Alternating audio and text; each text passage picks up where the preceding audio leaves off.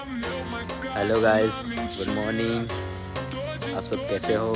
ठीक हो गए? आज मेरा ड्यूक नहीं दिख रहा होगा आपको। ड्यूल ही नहीं है गाइस ड्यूक में, तो क्या ड्यूटी डालेगा, क्या वीडियो बनाया। गाड़ी में तेल रहेगा तब ना वीडियो।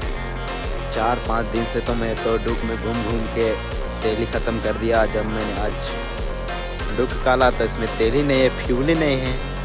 आदमी करे क्या? वीडियो बनाओ अपना, वही कर सकते हैं। आज क्या ही कर सकते हैं। आज तेल भरूंगा मैं शाम को। आज 27 तारीख को रामनवमी है, तो उसका कुछ वीडियो शूट करूंगा मैं। आप सभी देखिए, मेरे चैनल को सब्सक्राइब करें, लाइक करें।